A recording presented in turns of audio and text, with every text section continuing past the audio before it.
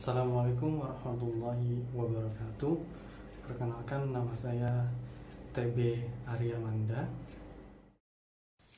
Sebelumnya saya ucapkan Assalamualaikum warahmatullahi wabarakatuh. Perkenalkan, nama saya Sugianti. Hari ini kami akan mempresentasikan tugas jurnal kami. Untuk itu, langsung saja kami akan mulai presentasinya yang pertama. Baik, kita langsung masuk ke analisa transaksi kartu multitrip menggunakan framework COVID-5. Studi kasus PT MRT Jakarta. Kita masuk ke bab pendahuluan, di mana di teknologi yang semakin berkembang pesat saat ini, kebutuhan akan informasi yang tepat, akurat, dan terpercaya tanpa mengenal batas jarak dan waktu pun semakin meningkat. Dan salah satu proses bisnis terpenting dalam sebuah perusahaan adalah proses transaksi, di mana pada tahun 2019 PT MRT Jakarta mengeluarkan kartu transaksi yang bernama Multitrip atau MTT. Saat ini kartu Multitrip baru bisa dipergunakan sebagai alat untuk keluar dan memasuki stasiun saja, dan masih terdapat beberapa kekurangan yang kami temui, yaitu pertama, belum bisa melakukan pemotongan untuk same station atau keluar stasiun di masuk yang sama. Keluar masuk di stasiun yang sama, mohon maaf. Kartu MTT palsu juga bisa saja muncul di lapangan dikarenakan memang kartu MTT ini merupakan kartu jenis Velika, di mana terdapat juga kartu jenis Velika lokal yang juga dipakai oleh PT KCI. Dan apabila kartu hilang, kemudian penumpang tidak menyimpan nomor kartu ataupun struk pembelian kartu MTT, maka kartu tersebut belum bisa diterbitkan kembali. Kami juga mengambil acuan penelitian ini dari penelitian sebelumnya, yaitu inovasi pelayanan transportasi publik kereta komuter Indonesia di wilayah Jabodetabek, di mana ini menghasilkan dan mengetahui bagaimana pelayanan yang sudah dilakukan diberikan oleh PT KCI dengan menggunakan analisis teori inovasi dan asas pelayanan publik. Kemudian didapati bahwa PT KCI memberikan pelayanan yang efisien dengan mengeluarkan e-ticketing yang dibagi menjadi dua macam, yaitu kartu multitrip dan tiket harian berjamin. Namun tetap saja mengalami beberapa masalah, yaitu ketika terjadi upgrade system, di mana akan mengakibatkan pengguna kartu e-banking dan juga kartu KMT menjadi tidak bisa dipergunakan untuk sementara hingga upgrade sistemnya berpindah secara sempurna. Di mana hal ini pernah terjadi di stasiun Kranji Bekasi pada tanggal 20 Juli tahun 2018. Kemudian kita masuk ke pengaruh penerapan e-ticketing terhadap tingkat kepuasan dan loyalitas pengguna jasa kereta. Menggunakan metode Structural Equation Modeling atau SEM dengan software AMOS yang menghasilkan dan mengetahui bahwa penerapan e-ticketing terhadap tingkat kepuasan dan loyalitas berdampak positif, yaitu pada tiket yang berjenis tiket berlangganan. Peneliti juga bermaksud untuk melakukan penelitian dengan mengambil beberapa kriteria literasi di atas yang dipadukan dengan metode lain, di mana peneliti memadukannya menggunakan sebuah framework COVID-5, Control Objective for Information and Related Technology dengan domain EDM, Evaluate, Direct, and Monitoring.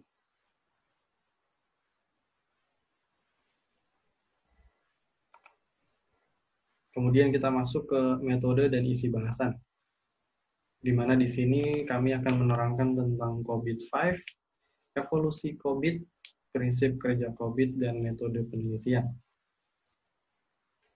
Pembahasan berikutnya yaitu di COVID-5.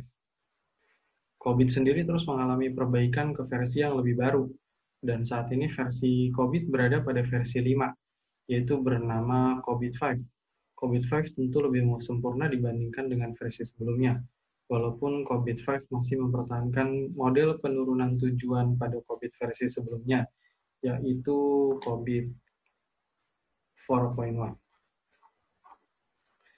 Kemudian evolusi COVID sendiri pertama kali terjadi di tahun 1996 hingga akhir tahun 2012.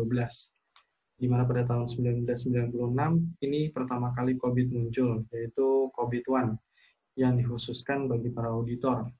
Kemudian mengalami evolusi ke versi terbaru pada tahun 1998 dengan nama COVID-2 dengan menambahkan praktis kontrol dan kontrol activity. Dan pada tahun 2000 muncul kembali versi terbaru yakni COVID-3 dengan penambahan manajemen guideline. Dan pada tahun 2005-2007 muncul kembali versi terbaru COVID, yakni COVID-4, RIS-IT, FOL-IT, BMIS, dan terakhir versi dari COVID adalah COVID-5 yang dirilis pada tahun 2012 dengan menambahkan framework, proses preference guide, dan implementation guide dalam pemisahan antara governance dan manajemen.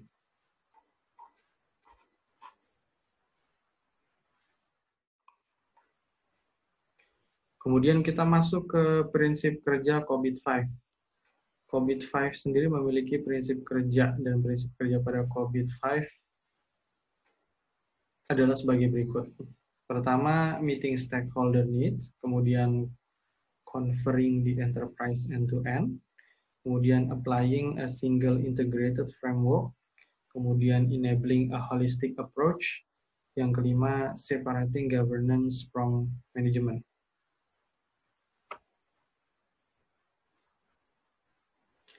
Pada penelitian ini, kami juga menggunakan domain EDM, Evaluate, Direct, and Monitor. Adapun proses yang berjalan dalam EDM terdapat 5 proses, yaitu EDM 01, Ensure Governance Framework Setting and Maintenance. Kemudian EDM 2, Ensure Benefits Delivery. EDM 3, Ensure Risk and Optimization. EDM 3, Ensure Risk Optimizations. EDM 4, Ensure Resource Optimization. EDM 5, Ensure Stakeholder Transparency. Kemudian kita masuk ke metode penelitian. Ini adalah metode penelitian yang kami lakukan, yaitu kami mulai di proses inputnya dengan wawancara, kemudian masuki proses identifikasi masalah, kemudian kami masuk dalam perumusan masalah, batasan masalah, tinjauan pustaka, maturity model, kemudian analisa COVID-5, kematangan saat ini, menggunakan domain EDM. Dari situ maka dihasilkanlah output berupa rekomendasi perbaikan. Untuk itu di slide ini akan diteruskan oleh rekan saya, yaitu Sugianti. Dipersilakan Sugianti untuk melanjutkan presentasinya. Terima kasih. Terima kasih atas waktu yang telah diberikan kepada saya. Di sini saya akan melanjutkan presentasi dari Arya. Selanjutnya adalah hasil dan pembahasan. Hasil domain EDM, kalkulasi tingkat kematangan domain EDM, yaitu dari transaksi menggunakan kartu multitip di MRT Jakarta. Di sini karena menggunakan domain EDM, ada beberapa proses yang harus dilakukan tahap-tahapnya, yaitu dari proses IDM 01, IDM 02, IDM 03, IDM 04, dan IDM 05. Dan nantinya di dalam setiap prosesnya tersebut akan diberikan levelnya, sudah mencapai mana dalam proses tersebut. Kita akan bahas satu persatu. Dalam IDM 01, tingkat kematangannya ini sudah mencapai nilai 2,80 atau setara dengan 56%. Kriterianya ini sudah berada di Let's Achieve. Kemudian levelnya ini sudah mencapai di level ketiga, yaitu Established Process. Selanjutnya pada proses IDM 02, ini nilainya sudah mencapai 2,83 dan sudah berada di level ketiga juga. Kemudian proses selanjutnya adalah IDM 03. Ini sudah mencapai tingkat kematangan senilai 2,50 dan mencapai di level kedua, yaitu Managed Process. Selanjutnya proses IDM 04. ini tingkat kematangannya sudah mencapai nilai 3,45. Ini juga berada di level ketiga, yaitu established process. Terakhir adalah proses IDM 05. Ini sudah mencapai nilai yang ketiga, mencapai 3. Kemudian levelnya ini sudah berada di level ketiga, yaitu established process. Dari kelima proses tersebut setelah dilakukan, maka akan didapatkan nilai tingkat compatibility-nya, yaitu sudah yaitu senilai 2,9. 2,9 ini maka levelnya itu sudah di level ketiga. Jadi rata-ratanya ini sudah mencapai di level ketiga, yaitu established process. Selanjutnya, kita bisa melihat grafik tingkat kematangan atau kondisi saat ini. Di sini dilihat ada IDM 01 sampai IDM 05. Grafik ini didapat dari data kematangan di sini. Kemudian dibuat grafik. Di sini sudah sangat jelas sekali. Dari kelima subdomain ini yang paling rendah itu berada di IDM 03, yaitu masih di level kedua, yaitu managed process. Selanjutnya, setelah mengetahui kematangan kondisi saat ini, maka diperlukan gap, yaitu gap itu kesenjangan kondisi saat ini itu berapa. Karena sudah mencapai di level ketiga, yaitu dengan nilai 2,9, dan selanjutnya yang diharapkan itu ada di level keempat, yaitu dengan nilai 4. Maka berapa kesenjangan atau gap saat ini, yaitu dengan cara level keempat nilainya itu ada 4, dikurangi dengan level ketiga, yaitu dengan nilai 2,9. Maka didapatkan 4 dikurangi 2,9 sama dengan 1,1. Jadi nilai kesenjangan atau gapnya adalah 1,1.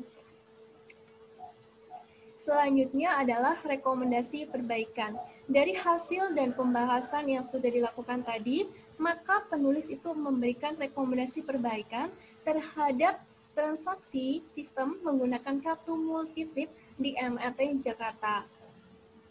Adapun beberapa rekomendasi yang penulis berikan untuk perbaikan sistemnya dari transaksi kartu multitip tersebut adalah: pertama, rekomendasi IDM 01, yaitu perlu adanya evaluasi secara berkala terhadap sistem kartu multitip. Selanjutnya, memonitoring setiap pelaksanaan serta kebijakan dalam menentukan arah, peran, tata kelola, sebagaimana permasalahan yang dihadapi oleh perusahaan, yakni masih terdapat kendala dari sistem kartu multitip tersebut.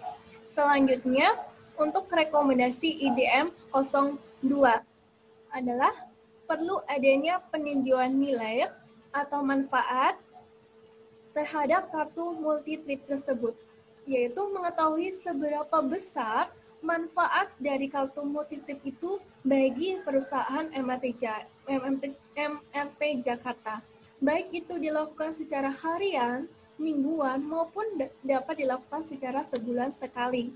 Selanjutnya, perlu adanya tindakan lebih cepat atau gerak cepat dalam menangani masalah atau kendala dalam kartu multi tersebut untuk memaksimalkan manfaat bagi pengguna, bagi usernya.